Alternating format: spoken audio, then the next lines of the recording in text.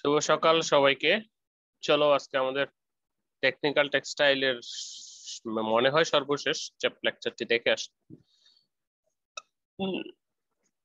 সেটি হচ্ছে technical textile এর টেকনিক্যাল অর্থাৎ টেক্সট 3205-এর টেক্সটাইল রেইনফোর্স কম্পোজিট ম্যাটেরিয়াল। এই লেকচারটি আজকে আমরা দেখব। তো দেখো, শুরুতেই এখানে কিছু ছবি আমরা দেখতে পাচ্ছি। সেখানে প্রথম ছবিতে এদিকে দেখা যাচ্ছে যে একটা চট আমরা লাইক এরকম কিছু দেখতে পাচ্ছি এবং সাথে কিছু সিমেন্ট লাইক দেখতে পাচ্ছি। তো এখানে আসলে এটা চট না, লোহার জালি লাইক বা চট দিলেও কোনো অসুবিধা নেই, এবং সাথে সিমেন্টের যে ব্লকটা বা সিমেন্ট। এখানে দুটো ম্যাটেরিয়াল রয়েছে। এই পাশের ছবিগুলোতে দেখো নিচে ইয়ার্ন রয়েছে, তারপর ম্যাট্রিক্স নামে একটি ম্যাটেরিয়াল রয়েছে। দুটার কম্বিনেশনে আমরা যেটা তৈরি করেছি, যে দুটার কম্বিনেশনে তৈরি করছে আরেকটি ফুল একটি ফাইবার ম্যাট্রিক্স, এবং সাথে রয়েছে অর্থাৎ এইখানকার দুটো জিনিসের ইয়েতে আমরা করছি, নতুন একটা জিনিস তৈরি করছি, তাই না? এখন এই যে নতুন জিনিস তৈরি করছি দুই বা ততোধিক ম্যাটেরিয়ালের সমন্বয়ে, সেটিকে আমরা বলতেছি কম্পোজিট ম্যাটেরিয়াল। তো চলো, এই কম্পোজিট ম্যাটেরিয়াল নানা প্রকার হতে পারে, সেইখানে টেক্সটাইল দিয়ে আমরা কি কি করতে পারি সেটি আমাদের বিবেচ্য। তো এখন এটি জানার আগে প্রথমেই জানা উচিত আমাদের সেটি হলো কম্পোজিট ম্যাটেরিয়াল কাকে বলছে। কম্পোজিট শব্দটা দিয়ে কিন্তু বোঝাচ্ছে দুই বা ততোধিক ম্যাটেরিয়ালের সমন্বয়ে গঠিত যে নতুন বস্তু। আমরা ছোট ক্লাসে পড়েছিলাম না সংকর ম্যাটেরিয়াল, সংকর বস্তু, মনে আছে কিনা? যে স্টিল কি কি দিয়ে তৈরি হয়, কেমিস্ট্রিতে বোধহয় বা ফিজিক্সে, কেমিস্ট্রিতেই তো বোধহয়, মনে নেই। সেখানে পড়েছিলাম না স্টিল, তামা, এদের অ্যালয়, এদেরকে আমরা অ্যালয় বলছি। তো ঠিক সেইভাবে দুই বা ততোধিক জিনিসের সমন্বয়ে আমরা তৈরি করছি। ওকে, তো প্রথমে আসি, হোয়াট ইজ কম্পোজিট ম্যাটেরিয়াল। বলা হচ্ছে two or more chemically distinct material which when combined have improved the properties over the individual materials. দুটো আলাদা কেমিক্যাল ম্যাটেরিয়াল যখন একত্রিত হয় নতুন একটা বস্তু তৈরি করছে, এবং সেই নতুন বস্তুটির বৈশিষ্ট্য তার মাদার যে বস্তুটি রয়েছে সে দুটোর থেকে বেশি রয়েছে। বিষয়টা কিরকম? এখানে শুধু সিমেন্ট দিয়ে যদি আমরা একটা ব্লক তৈরি করি সেটি ভঙ্গুর হবে বা ভেঙে যাবে, কম শক্তিশালী হবে। আবার শুধু চট সেটির বা তার জালি যদি বলি, সেটিরও শক্তি কম হবে। কিন্তু দুটো যদি একত্রিত করে ব্লক তৈরি করি সেটির কিন্তু শক্তি বৃদ্ধি পাচ্ছে, কারণ সেখানে দুটি বস্তু রয়েছে, তাহলে দুটো শক্তি একত্রিত হচ্ছে। তাহলে দুটি ইন্ডিভিজুয়াল বস্তুর থেকে একত্রিত অবস্থায় যে বস্তুটি হলো সেটির শক্তি এবং অন্যান্য প্রপার্টিস এটি বেশি বা আলাদা হচ্ছে, সেটিকে আমরা কম্পোজিট ম্যাটেরিয়াল বলছি। অর্থাৎ মাদার ম্যাটেরিয়ালের থেকে তাদের বৈশিষ্ট্য উন্নততর হচ্ছে। A broad definition of composite is two or more dissimilar material, dissimilar অর্থাৎ একই ধরনের নয় এরকম, material when and which when combined are stronger than individual material। একই কথা বলছে। যেমন প্রাকৃতিক ভাবে যদি আমরা বলি সেটি হচ্ছে উড, ব্যাম্বু, ব্রিক্স, এগুলো কিন্তু কম্পোজিটের উদাহরণ। ব্রিক্সটা কিরকম, যে ব্রিক্সটাকে কিন্তু আমরা পুড়ে তারপর করতেছি, সেজন্য সেটাকে আমরা কম্পোজিট ম্যাটেরিয়াল বলছি, এর সাথে মাটি এবং বালি মিশ্রিত করে। ব্যাম্বু এবং উড কিভাবে? ব্যাম্বু এবং উড হচ্ছে ন্যাচারাল কম্পোজিট। কিরকম? সেটি হচ্ছে যে উড বা ব্যাম্বুকে যদি আমরা ভাঙি, সেলুলোজ, তার পাশে অনেকগুলো ফাইব্রিল পাবো, এই ফাইব্রিল গুলো লিগনিন দিয়ে পরস্পরের সাথে যুক্ত হয়ে উড অথবা ব্যাম্বু তৈরি করেছে। ওকে, এর সহজ আরেকটি উদাহরণ যদি আমি দেই, সেটি হচ্ছে যে আমি তোমাদের এর আগেও কিন্তু সেই উদাহরণটা দিয়েছিলাম, যে একটা মনে করো বাড়ি রয়েছে, অর্থাৎ একটা বাঁশ, চেনো বাঁশের কঞ্চি, বাঁশের কঞ্চি দিয়ে একটা বেড়া তৈরি করা হয়েছে, তারপর উপরে মাটি লেপে দেওয়া হয়েছে, তো ফলে এটা একটা দেওয়ালের মতো হয়েছে। এটাও কিন্তু কম্পোজিট ম্যাটেরিয়াল। এই যে বাঁশের কঞ্চিগুলো এটি শক্তি সঞ্চয় করছে এবং মাটিগুলো এর ফাঁকাগুলোকে পূরণ করছে, ফলে দুটি মিলে একত্রিত হয়ে অধিক শক্তিশালী হয়েছে। তাহলে এটি হচ্ছে composite material. Composites are the combination of two material in which one of the material is called reinforcing phase. ভালো করে শোনো, একটাকে আমরা বলতেছি কি রেইনফোর্সিং ফেস, অর্থাৎ শক্তিবর্ধক যেটি, অর্থাৎ এটার আমরা যখন বিল্ডিং ঢালাই করি তখন আমরা কি দেই, রড দেই না, রড এবং খোয়া সিমেন্ট দেই। তো রড কেন দেই, রড না দিলে কি হবে, ভেঙে যাবে, অর্থাৎ সেইটা যে শক্তি সেটি ধরবে না। রেইনফোর্সিং ফেস সেজন্য এই সমস্ত কম্পোজিট ম্যাটেরিয়ালের ভিতরে যে সমস্ত ম্যাটেরিয়াল শক্তিবর্ধক বা শক্তিটাকে ধরে রাখে সেটাকে আমরা রেইনফোর্সিং ম্যাটেরিয়াল অথবা রেইনফোর্সিং ফেস বলছি। Is in the form of fibre হতে পারে, শীট হতে পারে, পার্টিকেল হতে পারে, অনেক কিছু হতে পারে, embedded in other material called is matrix material, এবং এটাকে যেটা পরিবেষ্টিত করে রাখে সেটি হচ্ছে ম্যাট্রিক্স ম্যাটেরিয়াল। তাহলে এটাকে ধরে রাখবে বা এটাকে ম্যাট্রিক্স ম্যাটেরিয়ালের ভিতরে সবসময় রেইনফোর্সিং ম্যাটেরিয়াল গুলো থাকবে। ক্লিয়ার?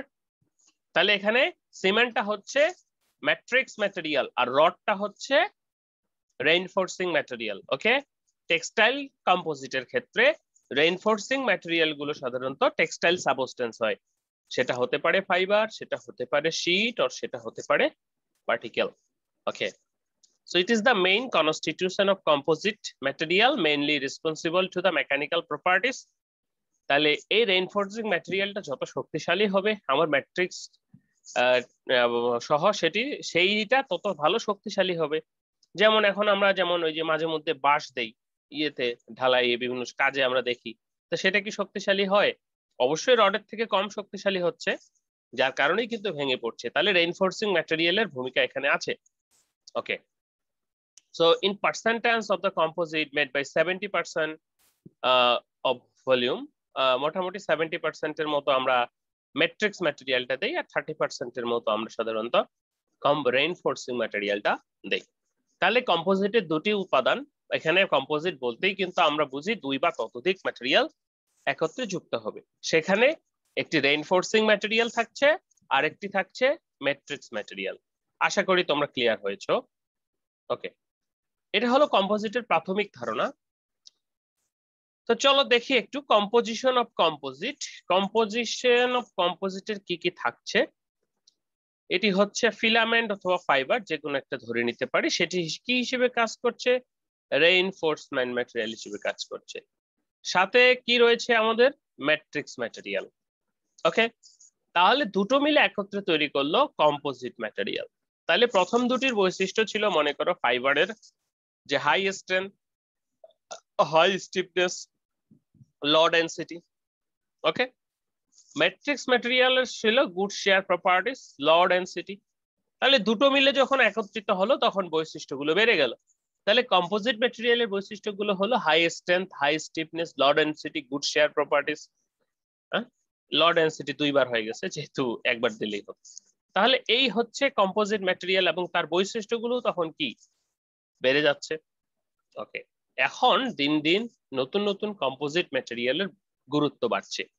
এখানে আমরা দেখতে পাচ্ছি যে প্রথমে ম্যাট্রিক্স ম্যাটেরিয়াল, তারপর মানে নিচে ম্যাট্রিক্স ম্যাটেরিয়াল, ফাইবার, দুটো মিলে উপরে তৈরি করা হয়েছে ফাইনাল কম্পোজিট ম্যাটেরিয়াল। এখানে ওরিয়েন্টেশনের কথা বলা হচ্ছে 1D 2D 3D, যেটা শুধুমাত্র লেন্থ আছে বা এই ধরনের, সেটাকে আমরা 1D ওরিয়েন্টেশন বলছি। 2D যেটা দুইটা দৈর্ঘ্য প্রস্থ বা মানে দুইটা তল রয়েছে, 3D তো তিনটা রয়েছে।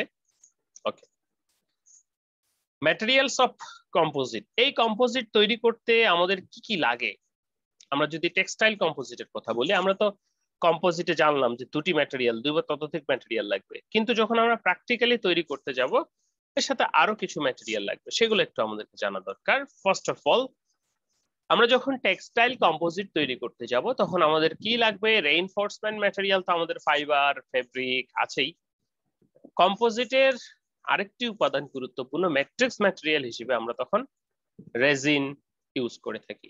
সচরাচর রেজিনে যে ইউজ করতে হবে এমনটা নয়, কারণ হচ্ছে যে টেক্সটাইল ফাইবার এবং সিমেন্টের সাথেও কিন্তু কম্পোজিট করা যায়, তখন কিন্তু সিমেন্টটা ম্যাট্রিক্স ম্যাটেরিয়াল হবে। কিন্তু সর্বাপেক্ষা আমরা সাধারণত রেজিন ইউজ করে থাকি। বলা হচ্ছে the primary function of the resin to transfer stress between the reinforcing fibre. এটি যখন তৈরি করা হবে তখন তার উপরে ইয়ে পড়বে, act as a glue, hold on the fiber together and protect the fiber from mechanical and environmental damage. Resin used in reinforced polymer composite are the thermoplastic or thermoset. আমরা যে রেজিনটা ইউজ করব এটা থার্মোপ্লাস্টিক অথবা thermoset হবে। Thermoplastic কি? Thermoplastic হচ্ছে যে তাপ দিলে গলে যায়, আবার তাপ সরিয়ে গেলে শক্ত হয়ে যায়। মানে থার্মোপ্লাস্টিকটা, থার্মোসেটও তাই হয়। থার্মোপ্লাস্টিকের যেটা সেটি হচ্ছে যেমন ম্যাটাডোর বল পেন বা প্লাস্টিকের জিনিস আমরা তাপ দিলে আস্তে আস্তে সফট হবে, কিন্তু থার্মোসেটটা সফট হবে না, ইয়ের মতো, ওই যে মেলামাইনের মতো। ঠিক আছে, তাহলে আমাদের পলিস্টার রেজিন আমরা সাধারণত ইউজ করে থাকি আমাদের ম্যাট্রিক্স ম্যাটেরিয়াল হিসেবে। তো ম্যাট্রিক্স ম্যাটেরিয়ালের অনেকগুলো উদাহরণ এখানে দেখতে পাচ্ছি। একটা হচ্ছে পলিমার, অনেকগুলো পলিমার হতে পারে, ইপক্সি, পলিস্টার, পলিউরেথেন, এটাকে আমরা এক কথায় রেজিন বলছি। ঠিক আছে, এরপরে অ্যাক্রাইলিক রেজিন হতে পারে, মেটালিক, সিরামিক, নানা প্রকার হতে পারে। তোমরা যে লোহা কাটো না, লোহা কাটার যে ব্লেডটা রয়েছে না, ওই যে ইয়ের মাথায় লাগানো হয়, মনে পড়ে কিনা, সেটিও কিন্তু কম্পোজিট ম্যাটেরিয়াল। ঠিক আছে, সেখানেও দেখবা ফেব্রিকের মতো এবং লোহার আকরিক দিয়ে করা কিন্তু সেটি। ওকে, রেইনফোর্সমেন্ট প্রপার্টিজ বা রেইনফোর্সমেন্ট ম্যাটেরিয়াল, সেখানে কি কি থাকছে? আমরা কিন্তু টেক্সটাইল কম্পোজিটের কথা বলছি। আমি একটা টেক্সটাইল কম্পোজিট হোপফুলি আজকে তোমাদের দেখাতেও পারবো, আমার কাছে আছে। ওকে, সো রেইনফোর্সমেন্ট ম্যাটেরিয়াল গুলো কি কি বলা হচ্ছে? The mechanical properties of FR composite, অর্থাৎ ফাইবার রেইনফোর্সমেন্ট পলিমার কম্পোজিট, যেটাকে সংক্ষেপে এফআরপি কম্পোজিট বলছে। Okay, are the depend on the type, amount, and orientation of the fiber that selected particular surface. Fiber reinforced carry along the length of the fiber provided the stiffness and direction. দেখো, রেইনফোর্সমেন্টের বিষয়টা অনেকগুলো আছে। কিরকম? প্রথমত যে ফাইবারটা আমরা use করব সেই ফাইবারটার শক্তি কিরকম, সেটা কি তাড়াতাড়ি ছিঁড়ে যাবে নাকি ছিঁড়ে যাবে না। লাইক এখন আমরা কিন্তু আরেকটি বিষয় জানি, ফাইবার থেকে আমরা ইয়ান তৈরি করি, ইয়ান টুইস্ট, অর্থাৎ ইয়ানের স্ট্রেন্থ ডিপেন্ড করে কিসের উপর? ইয়ান টুইস্টের উপর, ফাইবার লেন্থের উপর ইত্যাদি। তাহলে ইয়ান থেকে করলে সেই ইয়ানের স্ট্রেন্থের উপর ডিপেন্ড করছে রেইনফোর্সমেন্টে কিরকম হবে। আমরা আরো একটি বিষয় জানি, সেটি হচ্ছে আমরা যখন ফেব্রিকটা তৈরি করব, যে কাপড়টা বানাবো, সেই কাপড়টা কিভাবে বানাচ্ছি, কোন ওয়েভে বানাচ্ছি, সেটির উপরেও কিন্তু সাধারণত শক্তিটা নির্ভর করছে। ঠিক আছে, আমরা যদি লুজ নিট করি, লুজ, তাহলে সেটা তাড়াতাড়ি ছেড়ে যাবে। আমরা যদি টাইট করি, তোমার কাছে একটা নর্মাল গামছা আর একটা ডেনিম ফেব্রিক, তুমি কোনটা টেনে ছিঁড়তে পারবা? নিশ্চয়ই গামছাটা টেনে ছিঁড়তে পারবা, ডেনিমটা পারবা না। তাহলে ফেব্রিকের স্ট্রাকচারের উপরও ডিপেন্ড করছে তোমার শক্তিটা কিরকম হবে। তাহলে সেখানে রেইনফোর্সমেন্ট ফাইবার ফেব্রিক হতে পারে গ্লাস ফাইবার, নাম শুনেছো, carbon fibre, organic, boron, ceramic, metallic, এবং অন্যান্য ন্যাচারাল ফাইবার যেমন pineapple fibre, coir fibre, even cotton fibre দিয়েও হতে পারে। ঠিক আছে, তাহলে রেজিন দেখলাম বা ম্যাট্রিক্স ম্যাটেরিয়াল দেখলাম। সেকেন্ডলি আমরা দেখলাম রেইনফোর্সমেন্ট ম্যাটেরিয়াল। এরপরে আসি আরো কিছু ম্যাটেরিয়াল যেগুলো নট ম্যান্ডেটরি বাট মাইনর, তুমি যদি না চাও না দিতে পারো, সমস্যা নেই। সেটি হচ্ছে যেমন এডিটিভস এন্ড ফিলার। বলা হচ্ছে যে additives are used in composite the modify materials properties and tailor the laminate performance. এটাকে যদি আরেকটু বর্ধিত করতে চাও, এটি সাধারণত দেওয়া হয়। When resin added, filler can improve the properties of including water resistance, weathering, surface smoothness, stiffness, dimensional stability, temperature resistance। আর ধরে নাও তুমি যখন রেজিনটা ইয়ে করছো তখন কালার দিয়ে দিলে, রং, তাহলে তুমি যে প্যানেল বা তুমি যে বোর্ড বা তুমি যে কম্পোজিট ম্যাটেরিয়ালটা তৈরি করলা, সেখানে কি হলো? তোমার কালার যুক্ত হলো এবং সেটি তোমার কালারফুল হলো। তো একই সাথে সেটিতে যদি তুমি হাইড্রোফোবিক ম্যাটেরিয়াল যুক্ত করে দাও, তাহলে সেটি কি হচ্ছে যে ওয়াটার রেসিস্ট্যান্স ইমপ্রুভ করছে, ওয়েদার, সারফেস স্মুথনেস বাড়ছে, স্টিফনেস বাড়ছে। ঠিক আছে, ওকে। তাহলে এডিটিভ এন্ড ফিলার আমরা যোগ করলে আমরা এক্সট্রা প্রপার্টিস আর কি, যে এক্সট্রা সাবস্টেন্স কম্পোজিট তাতেও হবে, কিন্তু কম্পোজিটের বৈশিষ্ট্যগুলোকে আরেকটু ভালো করতে হলে চাইলে আমরা সাধারণত এই ধরনের এডিটিভস এন্ড ফিলার যুক্ত করি। কোর ম্যাটেরিয়াল, এটি বলা হচ্ছে are the use extensively throughout the composite industry to fabricate stiff and yet, বলা হচ্ছে lightweight composite product. Core material is a sandwich between fibre reinforce and laminate skin to significantly increase the stiffness and fractural strength while reducing the workpiece of flat structure, এটি like foam জাতীয়। এটি সাধারণত তুমি চাইলে use করতে পারো, নাও করো, তবে সাধারণত যদি ইউজ করা হয় তাহলে স্যান্ডউইচ করে করা হয়। যে বলা হচ্ছে কোর ম্যাটেরিয়াল স্যান্ডউইচ, কোথায় স্যান্ডউইচ হবে? Between fibre reinforce laminated skin to significantly increase the stiffness. এই যে দেখো, উপরের একটা প্যানেল, নিচের একটা প্যানেল, মাঝখানে একটা ফোম জাতীয় ম্যাটেরিয়াল স্যান্ডউইচ করা হচ্ছে। অর্থাৎ যখন কম্পোজিট ম্যাটেরিয়ালটা তোমার একটু মোটা দরকার হবে, তো এখন যদি তুমি সেই পরিমাণ, অর্থাৎ এতটা শক্তিশালী, যেমন ইউপিভিসি যে দরজাগুলা তৈরি করে, সেই ইউপিভিসি দরজাগুলো কি করে, গ্যাপ ফাঁকা থাকে মাঝখানে, তো তুমি যখন দুটো প্যানেল দুদিকে লাগাচ্ছ মাঝখানে, তো সেই জায়গাটা তখন তুমি এটা দিয়ে ফিল আপ করে দিতে পারো, যাতে করে তোমার এটার স্ট্রেংথ আর একটু বাড়াচ্ছে, এবং সেই সাথে তোমার পুরোটাই রেজিন দিয়ে ফিল আপ করতে হচ্ছে না। সেই ক্ষেত্রে কোর ম্যাটেরিয়াল তুমি ইউজ করতে পারো, বা অনেকে ইউজ করা হয়। সারফেস ফিনিশেস, এখন আমার যে সারফেসটা রয়েছে, এটি তো আমরা যদি ফিনিশ না দিই তাহলে এবড়ো থেবড়ো হবে, সেজন্য সারফেস ফিনিশ ইউজ করতে হয়। বলা হচ্ছে যে surface finish are mainly UV protection, corrosion resistance, aesthetic, they can be moulded process and secondary applied coating. তুমি তোমার যে কম্পোজিটটা তৈরি করলা সেটিকে বাইরে বের করে কোটিং দিতে পারো, রং করে দিতে পারো।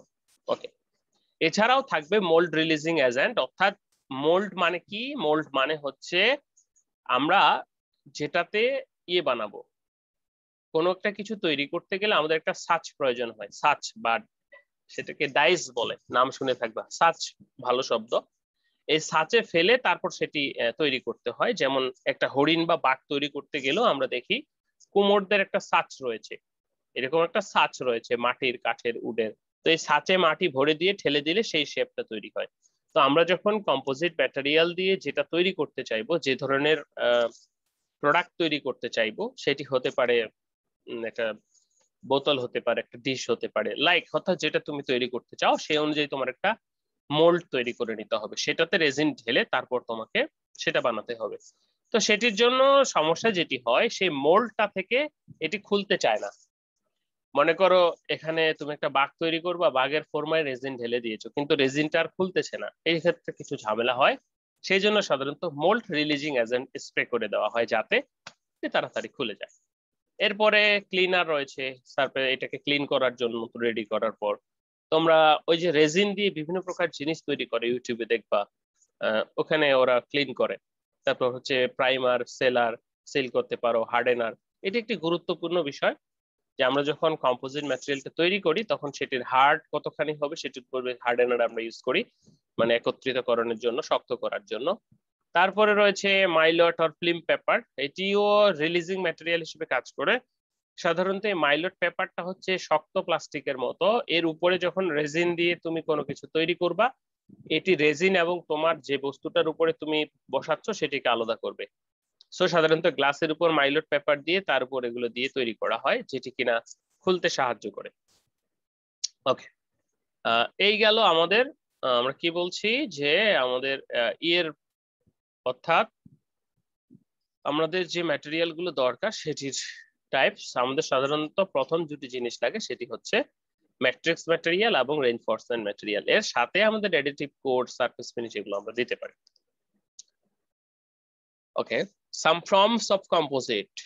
যেমন কম্পোজিটের উদাহরণ যদি আমরা দেখি, তা উড তো আমরা জানি যে প্রাকৃতিক কম্পোজিট, যেমন cellulose fibre with lignin. Okay, plywood, আচ্ছা উড বাদ দিলাম, প্লাইউড তো চেনো, এখন তো সবকিছু প্লাইউডের হচ্ছে, তাই না? ক্রস লেমিনেট উইথ ইভেনার্স, এটা কি ক্রস লেমিনেট উইথ ইভেনার্স? তোমরা এই প্লাইউড গুলোকে কখনো ভাঙতে দেখেছো? তোমাদের কি এক্সপেরিয়েন্স আছে? দেখবা যে সেই প্লাইউডের উপর লেয়ার বাই লেয়ার, মানে পাতলা করে কাটা লেয়ার বাই লেয়ার দেওয়া হয়েছে এবং এডহেসিভ দ্বারা আটকানো হয়েছে, দিয়ে দিয়ে মোটা থিন করা হয়েছে। অথবা হার্ডবোর্ড আমরা চিনি না, কাঠগুলোকে বা ইয়েগুলোকে কেটে কেটে কেটে কেটে ক্ষুদ্রাতে ক্ষুদ্র করে সেগুলো তারপর একক্ষেত্রে প্রেস করে জয়েন করা হয়েছে। তাই তো আমরা ছোটবেলায় সবাই হার্ডবোর্ড ইউজ করেছি, দেখেছি না হার্ডবোর্ড? আবার কণা ভেঙে গেলে একটু একটু টেনে টেনে খুলেছি, মনে পড়ে কিনা? আবার অনেকে আমরা হয়তো খুলে নেই। তো সেখানেও কিন্তু আমরা দেখেছি যে ধরনের ছোট ছোট ম্যাটেরিয়াল রয়েছে। ওকে, যেটা আমরা বলছি ক্রস লেমিনেট, মানে হচ্ছে লেমিনেটস গুলো ক্রস করে, অর্থাৎ একটা প্যানেলের উপর আরেকটা প্যানেল বসিয়ে প্রেস করে একত্রিত করা, সেটাকে আমরা প্লাইউড বলছি। প্লাই মানে কি অনেকগুলো প্লাই একত্রিত আছে। ওকে, এরপরে আসি কনক্রিট, স্টিল এন্ড রক যেটি বললাম, ফাইবার গ্লাস যেটি বললাম, glass fibre and polyester resin, এটি সাধারণত ওই যে তোমাদের বলেছিলাম যে আরএফএল নৌকা তৈরি করেছে, আমরাও চাইলে তৈরি করতে পারবো। Okay, CRP, carbon fibre in epoxy. Carbon fibre সবচেয়ে বেশি ব্যবহৃত হয়, কারণটা হচ্ছে এটির কম্পোজিট ম্যাটেরিয়ালের প্রধান কথা হচ্ছে, আমরা নিচে বৈশিষ্ট্য দেখব, সেটির শক্তিশালী হতে হবে এবং সেকেন্ডলি সেটির লাইট ওয়েট হতে হবে। এই লাইট ওয়েটটা কিন্তু খুবই দরকার। যেমন আমাদের একটা কম্পোজিটের উপর যে ওয়েবিনার হয়েছিল, সেখানে আমরা দেখেছিলাম যে ডক্টর আব্দুল বাকি আমাদেরকে দেখিয়েছিলেন যে সেখানে উড়োজাহাজের ক্ষেত্রে আমরা কম্পোজিট ম্যাটেরিয়াল ইউজ করছি। তাহলে উড়োজাহাজের ক্ষেত্রে প্রচুর পরিমাণে কিন্তু বাতাসের প্রেসার থাকে উপরে। তোমরা যারা প্লেনে ভ্রমণ করেছো তারা জানো, but I have no idea or no experience about it. তো সেখানে প্রচুর বাতাসের প্রেসার থাকবে। তো সেই প্রেসারে, যেমন আমরা বোতল যদি ওই যে পাতলা বোতলগুলো কিনলে পানি খাওয়ার পর উপরে টানি, তাহলে বোতলগুলো কি চুপসে যায়। তো এখন এরকম প্রেসার থাকে, তো সেই প্রেসারে প্রথমত রক্ষা করতে হবে এবং দ্বিতীয়ত উড়ার জন্য যেটি দরকার সেটি হচ্ছে পাতলা হতে হবে। তা আমরা যদি এখন লোহা দিয়ে তৈরি করি তাহলে তো সেটা অনেক ভারী হয়ে যায়। সেজন্য এই ধরনের বিষয়গুলোতে কম্পোজিটের ব্যবহার দিন দিন বৃদ্ধি পাচ্ছে এবং সেই সাথে স্পেস যান যেগুলো, সেগুলো তো মাঝে মাঝে ইউজ করা হচ্ছে এবং অটোমোবাইলে প্রচুর পরিমাণে ব্যবহৃত হচ্ছে, সেটি তো স্যার সেদিন দেখিয়েছেন। সো কম্পোজিটের একটা বিশাল ফিল্ড সামনে তৈরি হতে যাচ্ছে বলে আশা করছি, অলরেডি যদিও হয়েছে এবং ফার্স্ট ওয়ার্ল্ড গুলো নানা রকম ইয়ে চালাচ্ছে, যেমন টারবাইন তৈরি করছে, উইন্ড মিল তৈরি করছে। ওকে, এছাড়াও আমাদের বাংলাদেশে ডক্টর মোবারক আহমেদ খান স্যার যেটি তৈরি করেছেন সেটি হচ্ছে জুটিন, সেটি হচ্ছে জুট ইন ইপক্সি। এখানে তোমরা সেটার ছবি দেখতে পাচ্ছ যে জুটের বস্তা যেটি আছে বা জুট চটকে ইপক্সি রেজিন দিয়ে এরকম ফরম্যাটে কালার এডিটিভ অ্যাড করেছে, করে কি তৈরি করেছে, সেটি হচ্ছে তৈরি করেছে টিন তৈরি করেছে, যেটি তোমরা দেখতে পাবে অ্যাটমিক এনার্জিতে গেলে, অথবা আমার কাছে টিন নেই বাট একটা কম্পোজিট আছে, সেটা আমি তোমাদেরকে দেখাবো। তো এই ধরনের শুধু টিন না, অ্যাটেন্ডেন্স শিট দেওয়া হয়েছে, সবাই একটু ফিল আপ করে দাও। যে কোনো তৈরি করতে পারে, যে কোনো ফরম্যাটে আমরা তৈরি করতে পারি। ওকে, তো এখন চলো একটু দেখে নেওয়া যাক এই ধরনের ম্যাটেরিয়াল গুলোর বৈশিষ্ট্যগুলো তাহলে কিরকম হবে। Properties of the composite material, প্রথমে যদি আমরা বলি, the tensile strength of the composite material is 4 to 6 times higher than the conventional material such as steel, aluminum, etc. They have better torsion and stiffness properties. দেখো, tensile strength of composite material 4 to 6 times higher than the conventional material such as steel, aluminum, etc.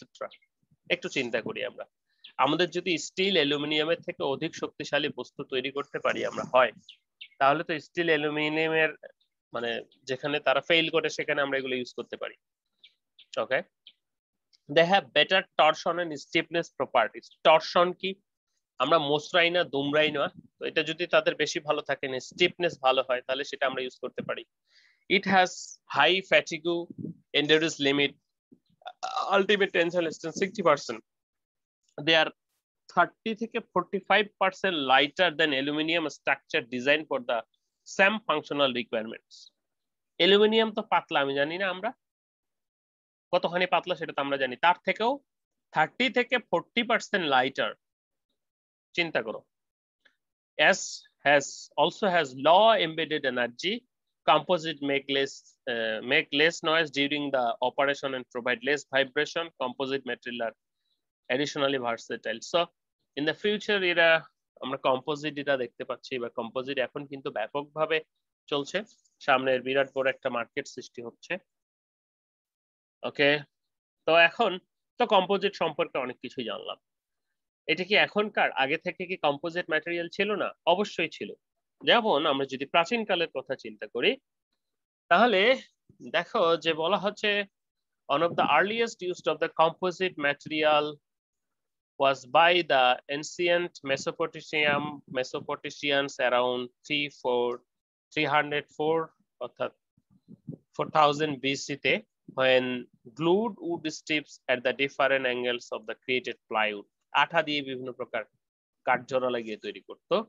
The concept of composite building construct is this ancient civilization through the have the basic element of surrounding environment in the fabrication of dwelling including the mud or straw and wood clay. এই যে দেখো আমাদের বাড়ি যখন মানে আগে তো মাটির বাড়ি ছিল প্রচুর, তো সেই মাটির বাড়িতে কি করা হতো, মাটির সাথে পাট অথবা খড় মিক্স করা হতো, মিক্স করে কিন্তু মাটির বাড়ি তৈরি করা হতো। কেন তৈরি করা হতো? যখন আমরা এই ধরনের তৈরি করছি, খড় অথবা পাট মিশ্রিত করছি মাটির সাথে, তখন সেই যে মাটির দেওয়ালটা তৈরি হচ্ছে সেটির কিন্তু স্ট্রেংথটা বেশি বৃদ্ধি পাচ্ছে এবং সেটির কিন্তু লোড বেয়ারিং ক্ষমতাটা বেশি বাড়ছে। তোমরা লক্ষ্য করলে দেখবা আমরা যখন ছোট ছিলাম, আমি যখন ছোট ছিলাম তখনও কিন্তু এ ধরনের করা হতো। তাহলে এটিও কিন্তু একটি উদাহরণ কম্পোজিটের, সেটা কিন্তু প্রাচীন কাল থেকে চলে আসছে। ওকে, এরপরে আমরা যদি বলি 12 সেঞ্চুরির দিকে মঙ্গল ওয়ারিয়র্সরা কম্পোজিট ম্যাটেরিয়াল ইউজ করে তাদের যে ধনুক সেটি তৈরি করতো। কারণ ধনুক তোমরা তো অনেকেই চালিয়েছো, ধনুকে যত বেশি এটি লোড নিতে পারবে তাহলে তীরটা আমার তত জোরে এবং তত দূরে গিয়ে পড়বে, তাই না?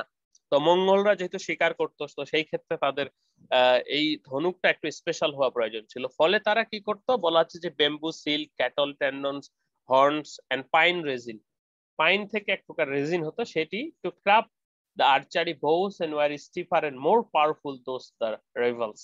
তো তারা এই ধরনের যন্ত্রপাতি তৈরি করত, যেমন এখানে দেওয়া আছে। and put the tendons and tension, যাই হোক, তো তারা তৈরি করত এভাবে। প্রাচীনকালে কিন্তু আমাদের এটি প্রচলিত আছে।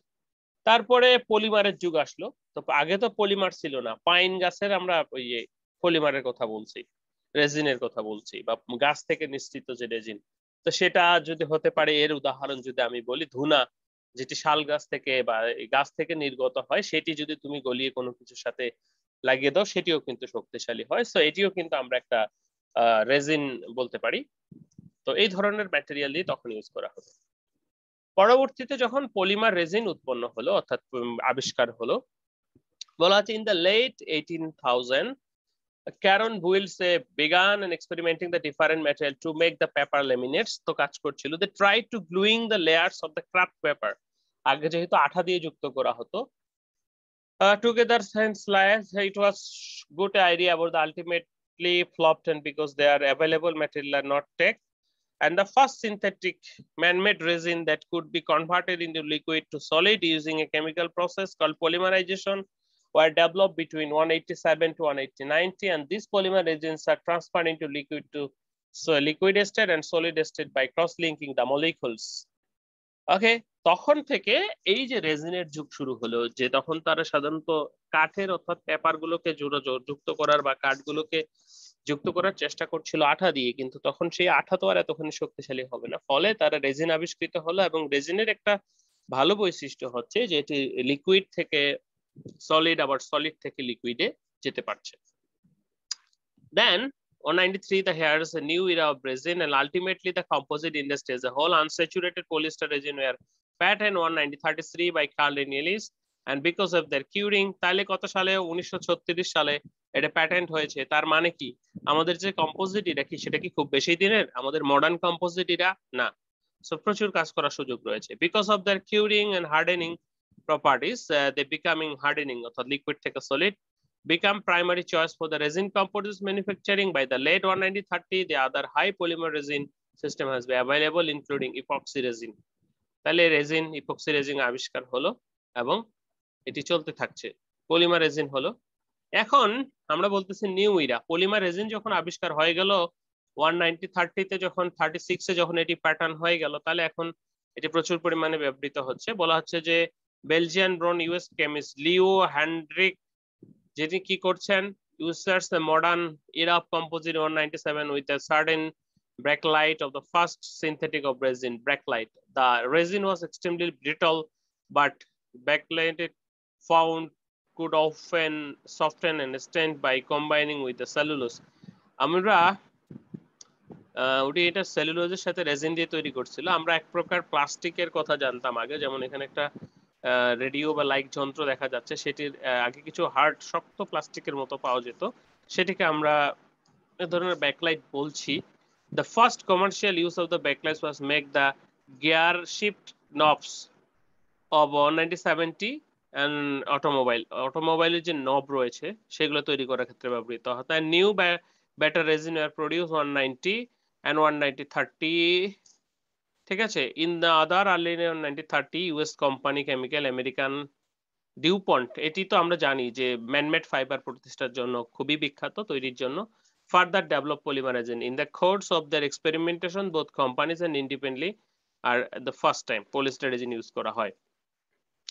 তারপরে 1930-এ বলা হচ্ছে ওনার লাইসন glass company develop process of during glass into the রেস্টার্ন fibre and began weaving them into a textile fabric, and the new glass fibers are combined with newer synthetic polyester resin produce a strong lightweight composite.